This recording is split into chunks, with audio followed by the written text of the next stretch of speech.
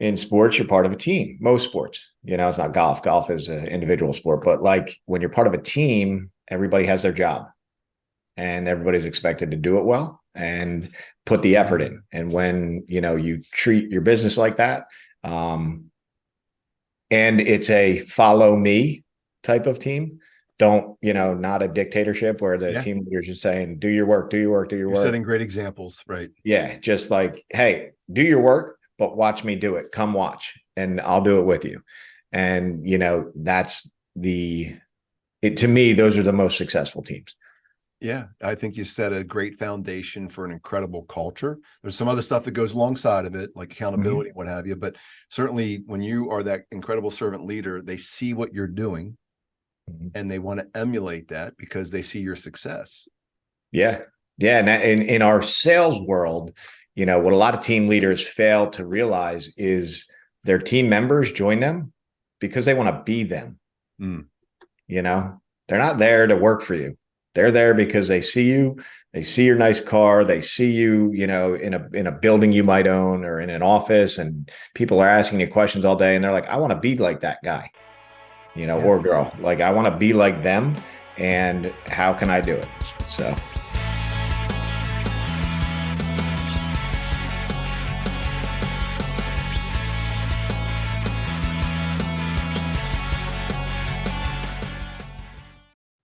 Hey, Jack Lehr down in Lehr Podcast. I have a special guest with me today. He's all the way from Pittman, New Jersey. His name's Matt Curcio. Welcome, Matt. What's up, man? Great to see you again, as always. Thanks for having me. I love it. So let's get into our origin a little bit and how we met each other. So we're at the same brokerage. What's that called? Real Broker. Oh my goodness. Okay, very good. So we're Real Broker together, and Matt is just a dynamic human that really brings a lot of energy, and I get to see it on social media. So I think we've been planning this for since April of earlier this year. We got to get on this podcast together. So grateful that you're here, man. Yeah, man. Wish I would have been in the area to do it live with you, but appreciate you having me on online. So I love it. Good. So you're outside of Philadelphia on the other side of the Camden River. Yep. Or was that what's called? Is Camden? Schuylkill. Yeah. Schuylkill River. Yeah. Yep. Okay. Yep. So we're right over the bridge. We're about 20 minutes outside of Philly. And you covered typically do you go all the way down to the shore in New Jersey, or do you? So for me, my sales business, I tell everybody I kind of go up to Trenton, which is like the half of the state, and then down to Delaware. Yeah. But I don't do the beaches. I'm capable of it, but I choose. Just like Philadelphia, I can go over the bridge for like a listing, but I don't know the market well enough to tell Jack, hey, Jack, this is a great neighborhood for you. It fits your price range, and go, you should buy it. So I don't mess with the shore the same way because I don't know beach by beach, block by block, and all that. But anywhere in all the counties from Trenton down to Delaware, I've sold houses in, and I'm confident in the sales there. Love it. And Matt's a great referral partner. That means if you have somebody that's looking to buy, sell in that area, reach out to Matt directly. Takes great care of clients for sure. So thank you. Yep, absolutely. So let's talk a little bit about how you got into real estate. What made you become a realtor? It's a funny story. I was actually I worked starting real young. I started working maybe about 12 years old, washing dishes at a restaurant, learned how to deal with money, making my own money and all that stuff. We didn't have a ton of money growing up. So, but working so young, I bought my own car, bought my own stuff. I grew up in like a ski town, so I would buy my own snowboard and all that stuff every year. I ended up working down here, realizing I moved to South Jersey to be in the engineering field. Oh, wow. And I realized I didn't like it. So I'm glad I didn't go to college like I was supposed to in Boston and waste 4 years. And I figured it out. But I was doing landscaping, bartending, and working with my hands in a machine plastic shop. And, me and my brother, I said, hey, we can't do this, forever. There's only so many hours in a week, and every job I have, we're punching a clock. So he pointed at somebody and said, go talk to that guy. He does something with real estate. We should figure out whatever he's doing. So the guy ended up being an investor and a realtor. and he Okay. told me to read Rich Dad Poor Dad. Mm, So love it. and I never read books in high school. You know, I barely passed, and it was a book that I read front to back, and I enrolled in real estate school immediately after, just to buy real estate, and then learn how to buy it, I should say. Yeah. And then I ran into a guy around my age. He's like 2 years older than me, and he would show up to party. We're in our, I must have been 21, and he'd show up to a party in a suit, and I'm like, who is this guy? Because I'm in an area where I don't even know people. Like everybody. I didn't go to high school down here. And they're like, he's in real estate. And then I saw him at a Wawa, and he was like, hey, I was like, are you in real estate or something? Because I'm in the class. And he's like, you got to work with me after. So we kind of built a team. So I joined him at a Remax back in 2001. And we kind of made like a hybrid version of a team. There was no teams that kind of map after. Right. And then, started working with investors, and I learned from him how to hustle. He was born in the real estate industry. And, it was just, it worked. And I became one of the top sales people in the office in like 2 years. And then just kind of my career after a coaching course took off and never went backwards. So I think you said something that's really important that a lot of folks forget about, and that's finding somebody that you trust, and it can be a great mentor, whether it's a leader or somebody you're going to work alongside of. But like, you had somebody that helped you see the big picture and the potential, right? Yeah. So the nice thing about working with, and a scare for anybody in their 20s in real estate is I look too young. It's a big investment. People aren't going to, trust me. I was kind of handy, so I gravitated towards the investor a little bit more, because I could look at a house and be like, yeah, this needs a lot of stuff, and figure out the costs over time. But it was just really cool to work alongside someone who started at 18, and I'm 20, I'm 21, and he's 24 maybe. Yeah. And then, to just learn from somebody who closed deals. And, again, we didn't have the team concept. The Keller Red Book wasn't out to tell you how to define a team and how to pay, So we kind of figured it out together, and it worked, man. And we hustled together. Once I took a course called Sweat Hogs from Floyd Wickman. And, once I learned how to list, I kind of never went back, and cold call and stuff like that. The numbers, when you learn, it's a numbers game. And another, I guess, key thing to me, I knew how to work with my hands. And I realized when I started selling real estate that working with my head was, better for my body. Chasing a lawnmower, hustle and mulch and all that stuff wasn't going to last forever. So, and it could also potentially be a lot better for the finances too. Oh yeah. Yeah. Yep. Yeah. Well, because you're paid for your efforts. And I always say sales is the highest paying and the lowest paying job in the world. It depends on how good you are at it. Yeah. So many people enter this industry, don't get a good mentor, don't realize that it's actually a sales profession. They think it's I love HGTV. I love looking at houses. I love showing houses. And that's not how you get paid. Right. It's helping a client successfully complete a transaction. Right. Yep. And your job is not to show the house. Opening doors is the barely a part of what we do. You're a marketing expert. The sale is the consumer trusting you, the realtor. It's not, the kitchen's too small and what I say will change that. You're never going to sell a house. I tell all my agents, like, what you say in a home is never going to change that consumer's mind and be like, oh, now it's the perfect house. They walk in, they fall in love. You just have to be the person they trust to get them through the process. Yeah. And I think I heard something like the self-limiting beliefs that we believe, these bullshit lies that we tell ourselves. Like, you were telling yourself you were too young and thinking you were too young. And you said, I'm going to go work with investors. I think you and I have helped others become very successful at a young age, selling a lot of homes and helping a lot of people. But you were able to become pretty successful fairly quick, and not just with investors, at a young age. Yeah. I started buying too right away. So we ended up buying a bunch of duplexes. So Yeah, I kind of followed, the investment curve and reading Rich Dad Poor Dad. And I went to a lot of seminars and learned all the, how to buy without money and all that. And Yeah. some of it works and some of it doesn't. But I kind of watched everything and really enjoyed the sales world of real estate just because every other job I had, it was limited to the amount of hours I can get at that job. The income tracked with that. So Yeah. And like with Rich Dad Poor Dad, Robert Kiyosaki, it's a book that I read early on as well, and just was like, man, I want to be able to build my army of dollars to go out and work for me. mhm. And I encourage everybody to this day, they should be reading that book. Like, it's a great read. It's pretty simple. And it really can help paint a picture to like wealth, right? Yeah, I just gave it to my son and daughter. They're at the end of their high school and trying to figure life out. I said, you guys understand you have jobs, you understand what sitting at the job right now, it's crazy to me, but kids are making $15 an hour at fast food Yeah. and any place basically. And it's good money. It appears to be good money. And I just want them to understand like that money, you're trading time for money right now.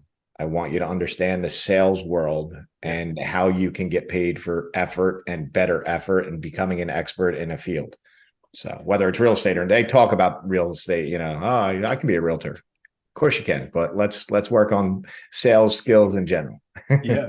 And I think one of the great books, or one of the great games that he put out there was called Cash Flow. And then they have a version, Cash Flow for Kids. Highly recommend it to those listening for their children to understand what it looks like to build multiple streams of income. And it is a great wealth building opportunity for you just to really grasp. And Kiyosaki does a great job there. So, yeah, absolutely. So you mentioned you have kids. Mm-hmm. Boys, girls? So I have a boy, girl, 14 Okay. months apart. Nice. And my wife has a son right in the middle. And Okay. they've been together since we've been together, I guess, since they were about 6 years old. Okay.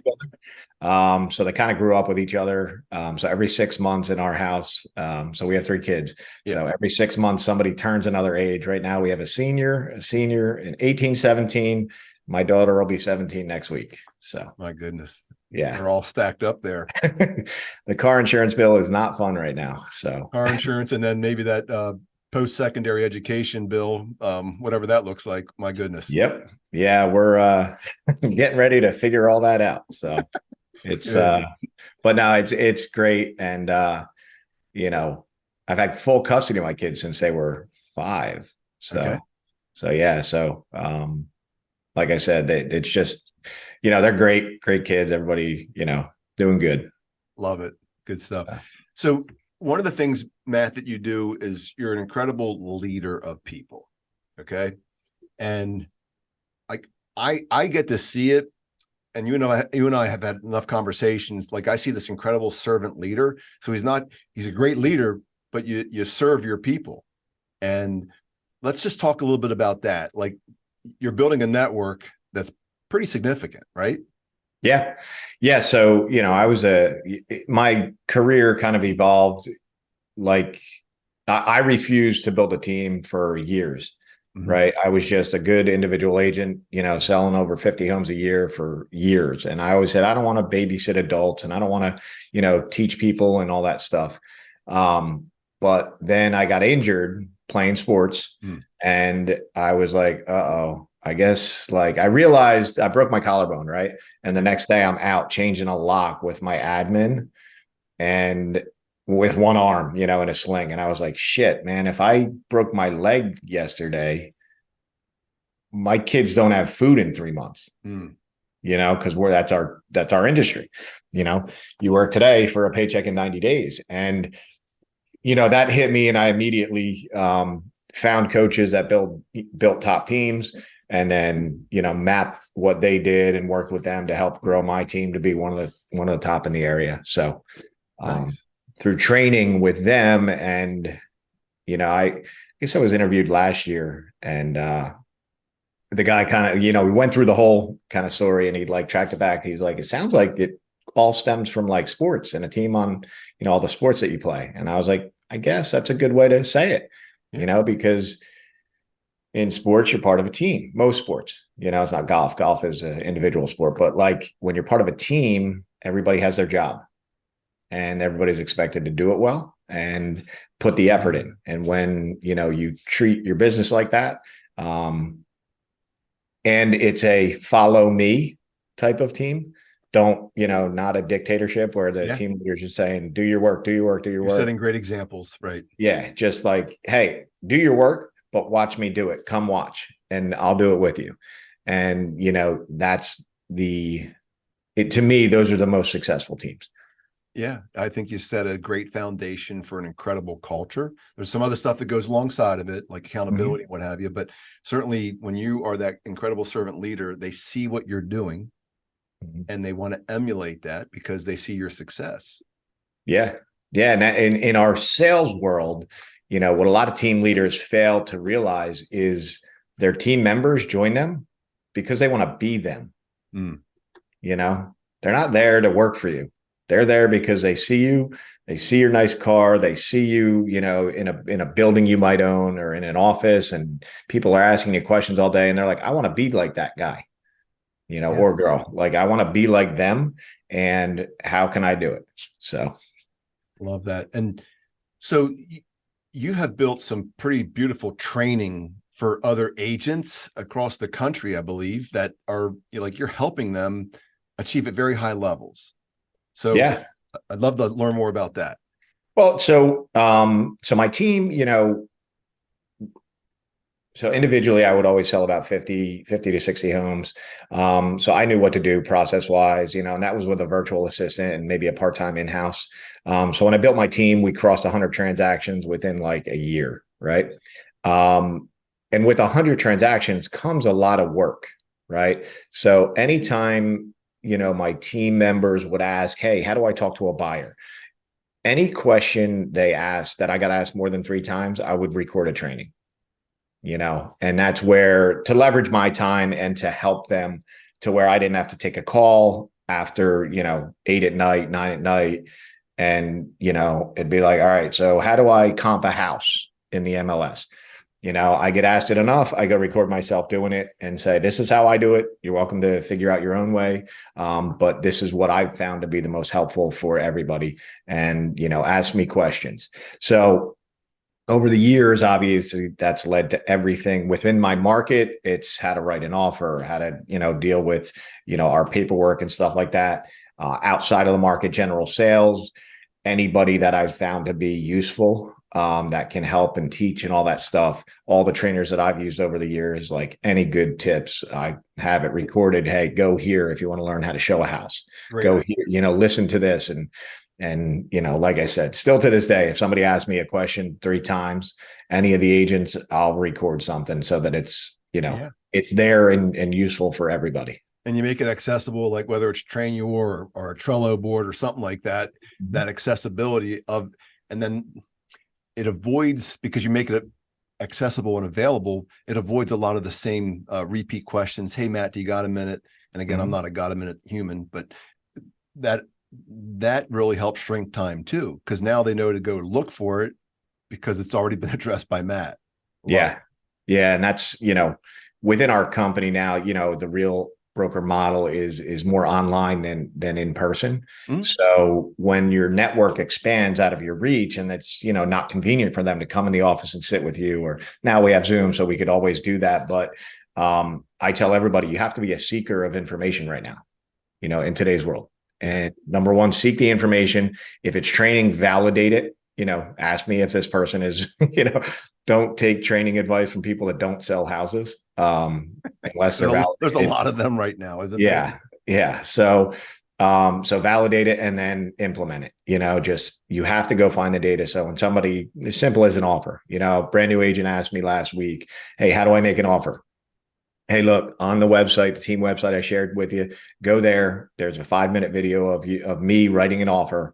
Do the best you can and get it to me. And I don't want to call in between. I don't want to call, tonight saying, I didn't really watch the video yet, but can you, no, I'm not walking you through it.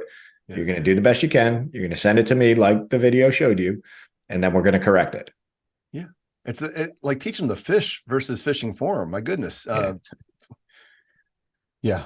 It's a great thing when they take advantage of it. It's as frustrating as when they don't. Yeah. So you learn that people will step up or they need to step out.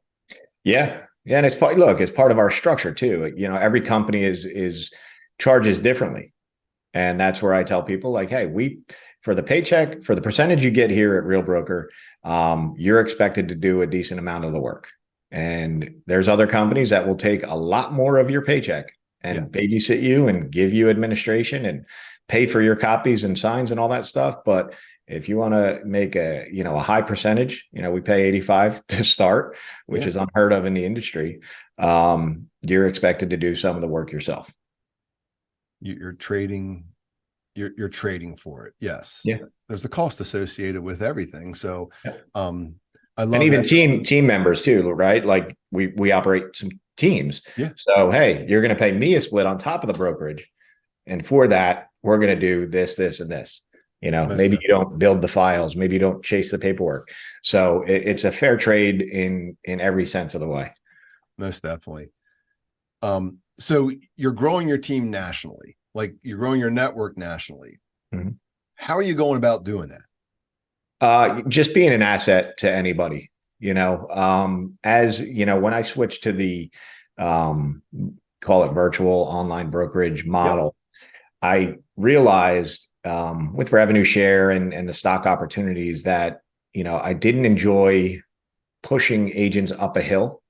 When I was a team leader, everybody you got to be in the office, a couple times a week, you got to do your calls, you got to do that. Yeah. So I didn't overly enjoy that.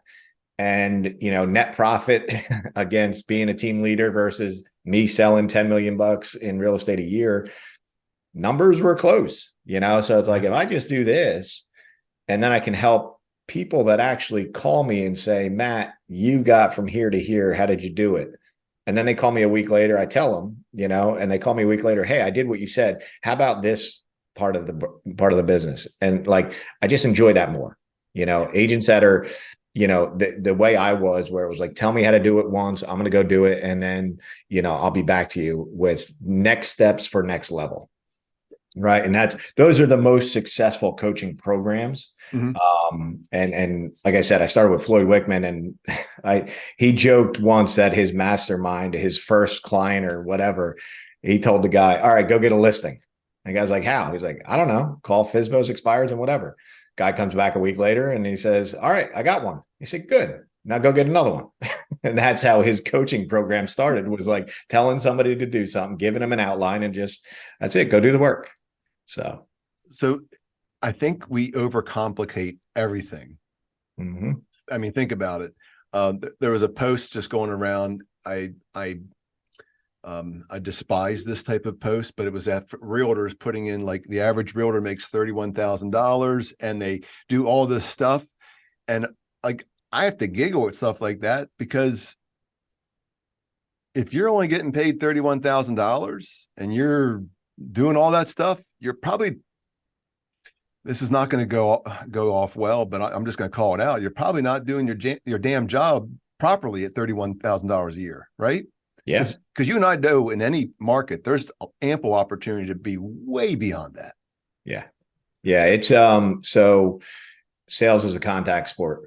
It's contacts rule the numbers. And real estate is no different.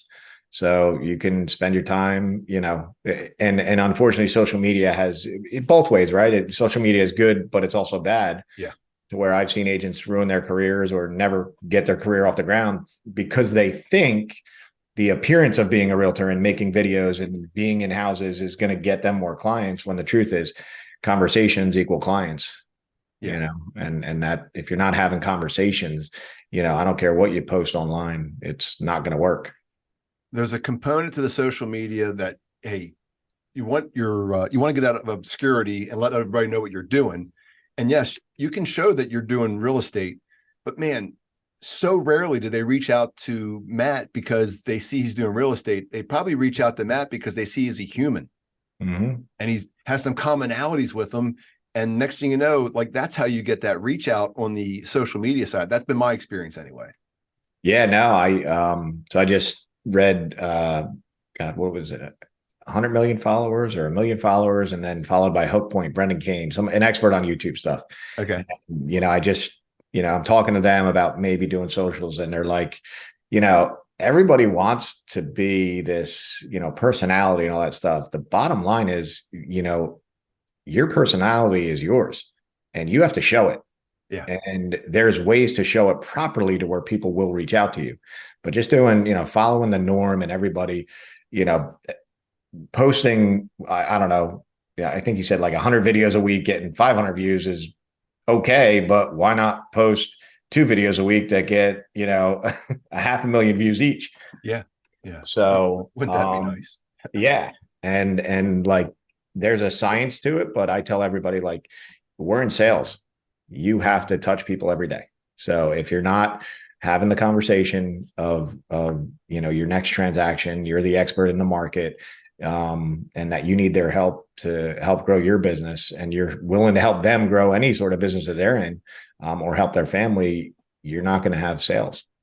Yes. And so that's where you are an expert is in the real estate sales and helping folks achieve. You're saying get out there and make the phone calls, the prospecting business we're in. Yeah, I don't. Yeah. Go ahead. I was going to say, so what are some things that you're sharing with your team and network to help them get out of call reluctance, get out of those things that are like holding them back?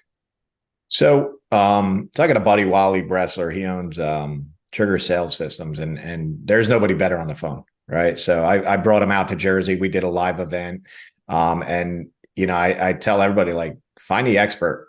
That resonates with you too, right? Because Wally's not the only guy, but to me, I listened to him. My team listened to him for 8 years in a row, Tuesday, Wednesday, Thursday morning for an hour. And when you hear somebody spit rejection, rebuttals on rejections out every day, when you can't stump somebody, that's the person I want to hear from. And, in general, and me and him had the conversation. We spent 3 days together, and, this market is a back to the basics market. All the dumb stuff on video and, all the socials isn't going to work anymore. People realize that at 6 to 8% interest rates, they want to work with an expert, right? Homes are sitting on the market a little bit longer. What are those sellers realizing? They may have hired the wrong realtor. Mm-hmm. And one of these sales back here was a agent or a homeowner that picked an agent because they knew somebody who knew somebody. And, they were told, they knew me personally, and they were like, look, we tried to give somebody a shot. And no problem. Didn't work though. Nope. Okay. Well, now let the experts take over, and, sold in a week, more than they ever, more than we listed for. And, they're like, this is a totally different experience. When you listed, it was these professionals were ready. When you explain the process before I even knew anything, and even under contract to close now. Oh my God, I didn't realize, like, I was under contract before and everything fell through twice. And I was like, yeah, it's a different process. So, and I looked up, the person that they hired didn't have, might have sold 5 homes in their career. Yeah. And, we have a low barrier to entry industry, and, in these markets, it's easy to think, everybody's a realtor, but when you get validated, you better be with the right group of people to show that consumer that you know what you're doing. Most definitely. And I think sometimes those become your best clients, the ones that go out and potentially make a mistake by hiring because they went to church with them, or it's a friend of a friend that has a license. Yep. And there is a huge separation right now between the skilled and the ones that are lacking. Like, it's massive. Yep. On a daily basis, I get to see, because on the recruiting side for our team, we see that licensed and unlicensed that are applying for our team. And I'm like, oh my gosh, that's a pretty big name. And then I look at what they did this year in sales, and I'm like, they did 2 transactions. They used to be like doing 20 or 30 a year. I'm like, what is happening? And it is truly the haves and have nots. And a lot of it's mindset and skill, right? Yeah. Yeah. It's, you got to wake up every day, and I put myself in an office. I think you do the same, your team. Yep. It's like, hey guys, we got to go to work. And there's people that can do it at home, and that works well. And, you know, at the end of the day, we have a tracking system that I built over the years to track your team members and all that stuff. Yeah. And I have people track themselves. And I say, here's your calendar, here's your intended schedule for the week. At the end of the day, I want you to write down the amount of hours you think you worked every day. And we use highlighters. So we say, put green in your day. It's got to have at least 1 hour of green. Green is money making, prospecting, showing houses, on listing appointments, whatever. And then pink is personal time. So I would say, highlight your personal time first. You don't get to the office till 10 o'clock. Okay. And then we would always see that people, intended to work a lot, but life takes over. And in our industry, it's easy to get in a little late, go to lunch, leave, maybe show a house and, whatever. And at the end of the week, I always tell everybody, okay, so you intended to work a full week. What do you think you work? 30, 33 hours. Okay, cool. I see 10 showings. To me, that's 5 hours of work. I see one open house, that's 6 hours of work. And I see a bunch of stuff in between. I'm not coming up at 30, but whether you did or not, can we just agree on one thing? Part-time work equals part-time pay. And as soon as we show them that, it's like, oh, and by the way, if I paid you $100,000 a year on a salary and said, be in our office at 8 a.m. till 7 p.m., 2 days, 2-3 days a week, and we get you to 45 hours, somehow you'll do it, right? Absolutely. I'll be there. You write me a check for $100,000? Absolutely. And I tell everybody, you can make double that in this business, and you can do it in the same amount of time if you focus on the right activities. But people don't. They let life take over. Like right there is just so much gold. Like if it's not blocked and it's not in your schedule, it never takes place. And that includes personal time. So think about us that have families, have children. We want to be there. We want to love them the way they deserve to be loved. And then all of a sudden we didn't put that pink highlight, and we actually didn't even do the green highlight. And we go through a week and we're like, I was so busy. But you spend so much on, I call it no pay time versus pay time. You're in the weeds, in the minutia. You're not working on your business. You're not even working in your business. And you're really costing yourself a ton of dollars. And I think that's one of the, like you just said it so great, is like when somebody thinks they're working 33 hours and then they show that they're really working 10, that is, it's an eye-opening experience for many. And we do something very similar where it helps you go, oh, yeah, I can't believe I don't have all these deals under contract like I used to, because I'm not blocking and making stuff happen. Boy. Yeah. So this Monday we have accountability again. We usually get, anywhere about 10 people come in. And, the biggest question on our tracking sheet is, how much potential income did you add to your, pipeline this week? Yeah. And with that, I tell everybody, like, potential income is a qualified buyer or a qualified seller ready to buy or ready to transact in 90 days. Yeah. And that's it. Don't give me, they're going to list their house in June. I don't care about June deals. I care about 90 days, so write it down. And if you added a $300,000 buyer and whatever the average commission is, that's a good week. Right. But you go through 2 to 3 weeks of zero and you'll realize real quick, 90 days isn't looking too good. Yeah. And what we do today pays off in 90 days. That's why that 90 day is really critical. Like we're a big 30, 60, 90, and then pipeline for future, because like I need clients in 2 years. I need clients in a year. But we also get super easily sold when somebody says, hey, Jack, the interest rates are 8%. Like they're not, that's the media telling them 8%. It's an affordability issue. Like have a conversation and get deeper as to what they're looking for versus the media told them it's 8%. You shouldn't buy a house. Yep. It's very telling that we just don't have the skills. Yeah. Yeah. The average agent does not have skill.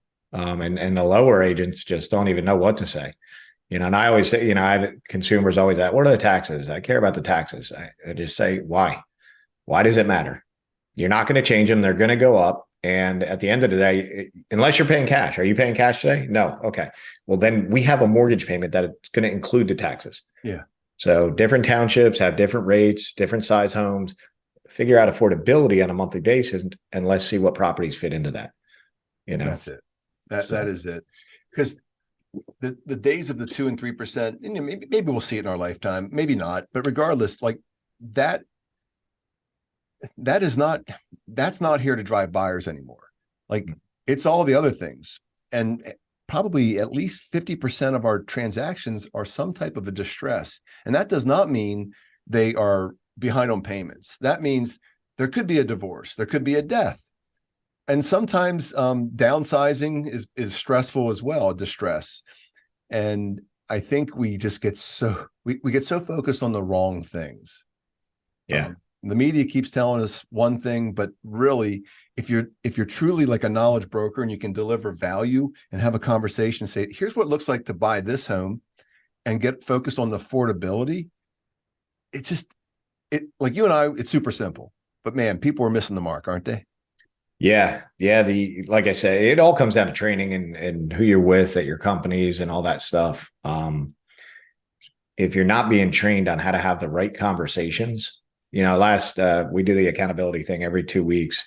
And I brought in an expert at TD Bank, good local bank, right? Huh? And they have a product that's a lower interest rate, no mortgage insurance for anybody who doesn't own a home at that minute of closing. Meaning, if you sold your house in the morning, you're a first time buyer again. Right. Oh, wow. So, a lot of the room didn't know, and I'm like, and then they said, oh yeah, by the way, if it's a low to moderate income area, we have a free 10,000 in closing costs, not a grant, not something that sticks at a home and all that stuff. Yeah. And I told the agent, said, the reason I brought him in, number one, I know he can close it. All these banks have products like this. Good luck getting it closed if you tell your consumer, every little bank has a product where it's low or no mortgage insurance or whatever. Yeah. Good luck, having that branch close it. You find the guys that are actually the mortgage guys that are in charge of those loans, they'll close the deals. And, I share what I share with most first-time buyers. If I had that conversation, there's an income limit and, you're under it. So if it's okay with you, would you be okay with me sharing how I could save you maybe 6 figures over the life of your mortgage? Mm. And who's that client going to trust now? If they had a conversation with me and 4 other agents off Zillow or Realtor or any of the websites, Right. I just got that consumer out of every other relationship they started building. And, our job is to get the information, to be the expert, to help that buyer or seller do their transaction, because they're only going to buy so many houses in their lifetime. And you want to be the one that saves them time, energy, and money going through this process. Yeah. And like that buyer that's going to buy and sell so many houses in a lifetime, they know so many other people that can introduce you to. And again, in the realtor world, I get kind of ticked off when I hear the word referral, because that's between realtors, and introduction is what the forward facing client understands. Like, let's do an introduction. Yeah. So it's that skill building and role playing. So this morning we're in our role playing with our team, and we have this wheel of objection, and we spin it, and then we call out somebody on the team, and one of them, was having a hard time with this particular objection. And I said, listen, you're in a room with loving and caring humans. This is the place to make the mistakes. It is super costly with a $1,000 realtor.com or Zillow lead when you go out and have this conversation and stumble around on the field of play. Yeah. So you're big in the role playing and having those that skill building opportunity, right? Yeah. We people talk down about scripts and stuff, and I tell everybody it's not a script, right? It's a set of tracks. It's a railroad track, right? And the script goes off the track. It's whether you're skilled enough to bring it back to the track and get through the conversation with the answers that you need. And I had a pretty good agent in my office the other day, and she got off the phone and she told me something. And I said, oh yeah, what's the budget on the consumer, investor or something? Yeah. What's his budget? And she said, I didn't ask. I said, in that room you're sitting in when you were making that call over there, there's like scripts all over for a reason. It's got 10 questions you need to answer. And number one is budget. So let's figure out what they're buying, how much they're spending. So, and I tell everybody, like, have those scripts in front of you when you're making your calls. When I was in, obviously with enough sales, it's internalized in my head. But when I was younger, there was a script in my office, in my car, at my house, in my kitchen, or in my bedroom, like whatever. And that's what, my trainers always said, like, keep a notepad in all those places. You're going to take a lead somewhere, and have a conversation, and you need the questions that you need to ask outlined. And you got to get good at the rebuttals and all that stuff as well. So just scripting is necessary. And you have to internalize them over time. Yeah. And then like afterwards, whether you're on the field of play or even role playing, like debriefing and going over it and saying, hey, Jack, you could have said this. Hey, Matt, I should have maybe said this. Hey, what are your thoughts on this? And that way, when you get somebody that's mentoring you and you trust, you can take it back to them and say, they said this. How would you handle it?